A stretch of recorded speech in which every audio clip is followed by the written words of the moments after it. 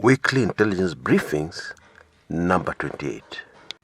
The long meeting at State House, Nairobi, between President Uhuru Kenyatta and his deputy William Samoei Ruto continues to fascinate Kenyans.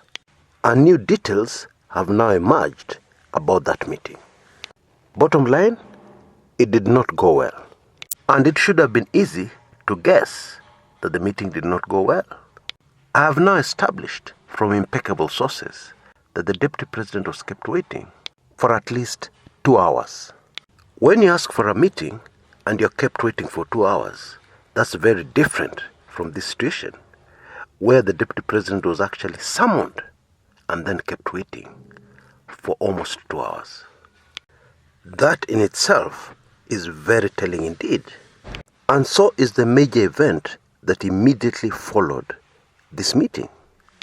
Keen observers are still reeling with shock at how a Senate that is supposed to be controlled by Deputy President William Samoei Ruto ended up impeaching Ruto's close ally, Ferdinand Waititu, former governor of Kiambu, by a supermajority.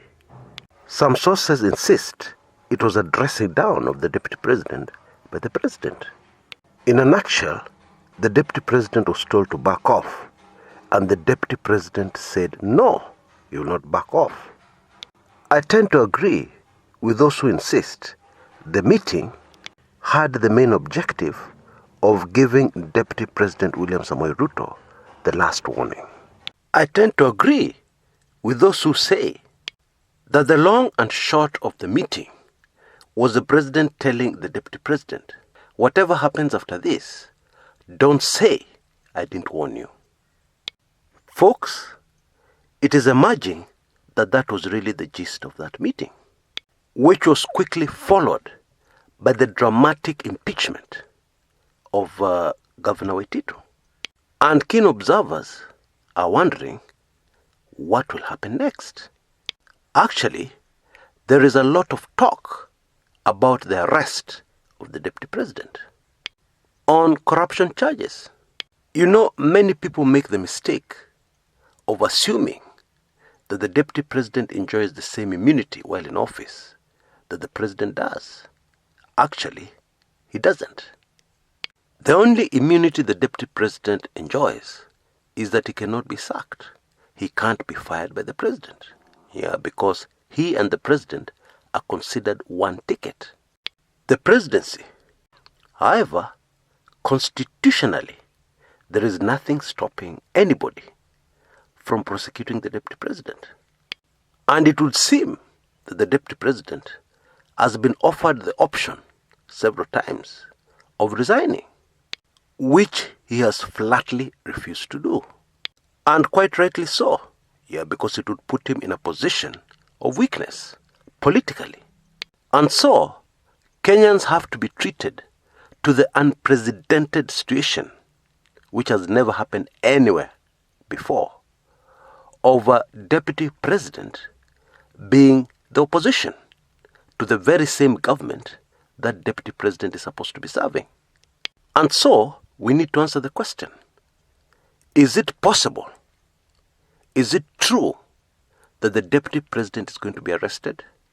Now, while we cannot read the minds of the deep state, there is something else we can do that can almost give us an answer. And that is to analyze the moves that have been made so far, that suggest evidence is being gathered for a possible prosecution. The controversial dam projects is the first example that comes to mind. The reason being, the investigations for this started a long time ago. Kenyans only got to hear of the details, or at least some of the details, in 2019. But I have it from impeccable sources that investigation started long before the 2017 presidential elections. Naturally, that information does not make sense to many Kenyans. How do you make a move against your deputy president just before a general election, or rather presidential election, where he's going to be your running mate, and where you're expecting him to rally his troops get votes for you to be re-elected president. Doesn't make sense until you look back in retrospect at what happened in the 2017 presidential elections. Elaborate rigging plans had been put in place. In other words, the president was sure he was going to be re-elected. Whatever happens, he was sure he was going back for second term. When you look at it this way, it makes sense. And take careful note of the fact that these investigations linked to the deputy president are being made public. Privileged information is being made public by investigators. Another example, the murder of businessman Jacob Juma. Very detailed information close to that investigation was leaked out, including a confession by somebody who was actually involved in the actual hit. Somebody who was actually there when Jacob Juma breathed his last. And this man who confessed did not actually take the fatal shot that ended up killing Jacob Juma. But he was there. And then he ran away, crossed the border, when nobody was chasing him. All this suggests that this hitman was planted there to gather evidence. And in his confession, he clearly mentions the deputy president and also the deputy president's close aides by name. Bottom line, if it is true the deputy president is going to be arrested, those are the two most likely charges that will be preferred against him.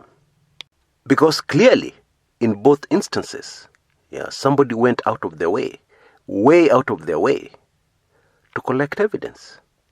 Evidence that can successfully prosecute in a court of law. Now, let me just take this opportunity to remind you that whatever you may think, this information that you have just received is highly sensitive. And it is not a good idea to share this information.